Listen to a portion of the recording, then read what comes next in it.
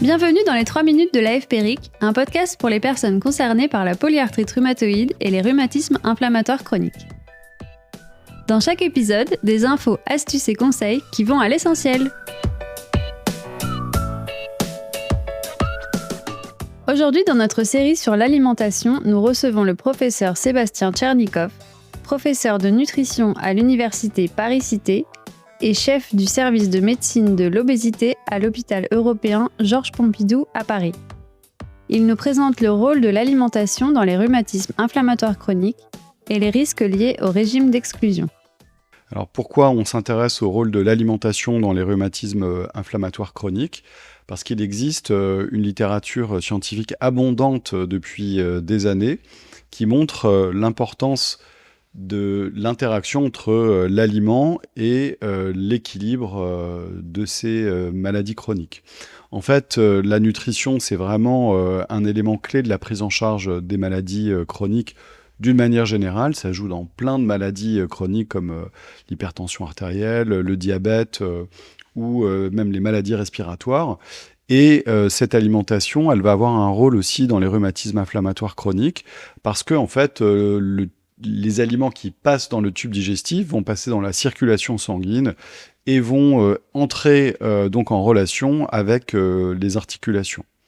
Et donc, il y a toute une série de publications qui ont cherché à analyser les liens entre, alors parfois certains groupes d'aliments ou certaines façons de s'alimenter ou des groupes d'aliments sur à la fois l'efficacité, par exemple, des médicaments dans les rhumatismes inflammatoires ou sur les symptômes, par exemple les symptômes douloureux ou la mobilité.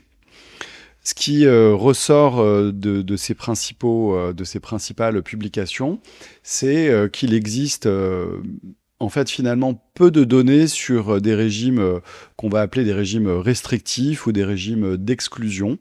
Et il ressort de ça que finalement il y a une certaine façon de s'alimenter dont on reparlera dans une autre vidéo, qui est celle pour laquelle on a le plus de bénéfices sur l'équilibre des rhumatismes inflammatoires. Ce qui ressort des recommandations officielles de la Société française de rhumatologie, c'est que les régimes ciblant tel ou tel groupe d'aliments, finalement, n'ont pas montré de bénéfices dans l'équilibre des rhumatismes inflammatoires. Alors ça, c'est un message important parce que souvent, les rhumatologues, nos collègues rhumatologues, nous expliquent qu'en consultation, les patients font plein de tentatives pour essayer d'aller mieux.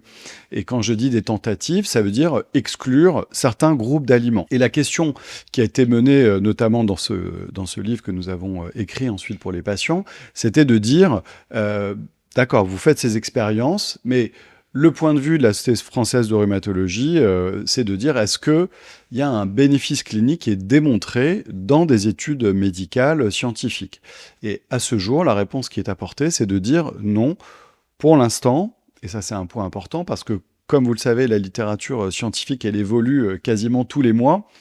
Pour l'instant, donc, la réponse est qu'il n'y a aucun bénéfice à mener des régimes d'exclusion pour l'équilibre de cette maladie rhumatismale inflammatoire chronique. Et même pour aller un peu plus loin, suivre des régimes d'exclusion, c'est aussi potentiellement apporter aux patients un risque de carence nutritionnelle, parce que si on prend l'exemple de l'exclusion des produits laitiers, puis en excluant les produits laitiers, vous diminuez votre apport en calcium et donc vous avez un impact négatif potentiel sur votre santé osseuse. Et puis par ailleurs, on peut prendre l'exemple du régime sans gluten. Ce régime sans gluten avec une éviction stricte du gluten de l'alimentation, c'est un point qui est indispensable pour la survie des patients qui ont une maladie cœliaque.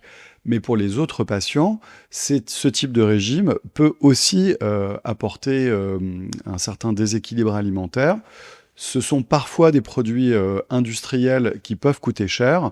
Et puis, le dernier point, ça peut amener aussi à une certaine exclusion sociale et à des troubles du comportement alimentaire si vous commencez à accumuler ou à accumuler des exclusions de certains groupes d'aliments dans votre alimentation courante.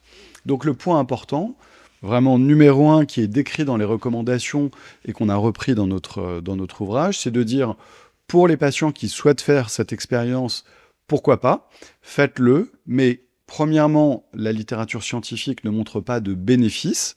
Ça ne veut pas dire que vous ne pouvez pas essayer vous-même de faire ce type d'expérience. Si vous le faites, faites-le de manière encadrée par votre médecin traitant, votre médecin rhumatologue, un diététicien ou un médecin nutritionniste pour vérifier qu'il n'y a pas un impact sur des éventuelles carences nutritionnelles en vitamines ou en oligo-éléments au travers, par exemple, de prise de sang.